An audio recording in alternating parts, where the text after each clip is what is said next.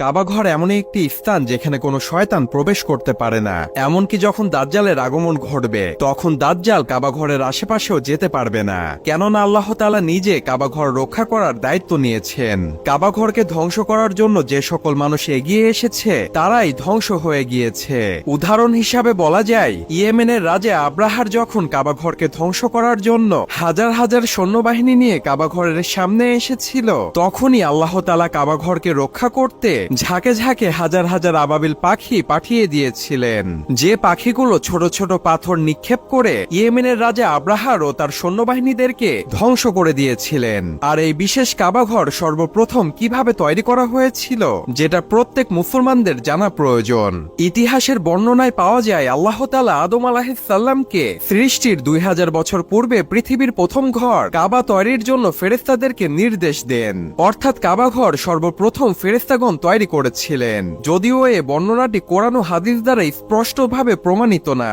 এরপর আল্লাহ তাআলা পৃথিবীর প্রথম মানুষ আদম আলাইহিস সালামকে যখন পৃথিবীতে পাঠালেন, তখন আল্লাহ তাআলার হুকুমে কাবাঘর আবারও নির্মাণ করেন এবং সেইখান থেকেই সর্বপ্রথম কাবাঘরে ইবাদত করা শুরু হয়। এরপর হযরত নূহ আলাইহিস সালামের যুগে মহাপ্লাবনে যখন গোটা পৃথিবী পানিতে ডুবে যায়, তখন এই মহাপ্লাবনে কাবাঘরও ধ্বংস হয়ে যায় এবং মাটির নিচে চাপা পড়ে গিয়েছিল বলে ধারণা করা হয়। পরবর্তীতে আল্লাহ তাআলার নির্দেশে কাবাঘর নতুন ভাবে তৈরি করেন হযরত ইব্রাহিম আলাইহিস সালাম ও তার ছেলে ইসমাইল আলাইহিস সালাম। কাবাঘর নির্মাণের সময় আল্লাহ তাআলা একটি বিশেষ পাথর উপহার হিসাবে পাঠান, যে পাথরের নাম হলো হাজরে আসওয়াদ। এই পাথরকে জান্নাতের পাথর বলা হয়, কেননা এই পাথরটি সরাসরি জান্নাত থেকে এসেছিল।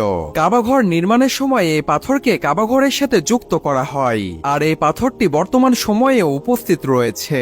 আপনি কখনো কাবাঘরে গেলেই এই পাথরটি দেখতে পাবেন। এই পাথরের একটি বিশেষ গুণ রয়েছে, যে ব্যক্তি এই পাথরে চুম্বন করে কোনো দোয়া করে, আল্লাহ তাআলা তার সে দোয়া কবুল করে নেন। সুবহানাল্লাহ। ইব্রাহিম আলাইহিস সালাম যখন কাবাঘর সম্পূর্ণভাবে তৈরি করে ফেললেন, তখন আল্লাহ তাআলা বললেন, মানুষের মধ্যে হজের ঘোষণা দাও। অর্থাৎ ইব্রাহিম আলাইহিস সালামের সময় থেকে হজ করার ইবাদত শুরু হয়ে যায়। এরপর সর্বশেষ কাবাঘর পূর্ণ নির্মাণ করেন রাসূলের বংশধর কুরাইশ বংশ, যা নির্মাণ করা হয়েছিল রাসূল সাল্লাল্লাহু আলাইহি ওয়াসাল্লামের নবুয়ত প্রাপ্তির 5 বছর পূর্বে। এরপর থেকে কাবাঘর কখনোই পূর্ণ নির্মাণ করা হয়নি, তবে বর্তমান আধুনিক সময়ে কাবাঘর কয়েকবার সংস্কার করা হয়েছে।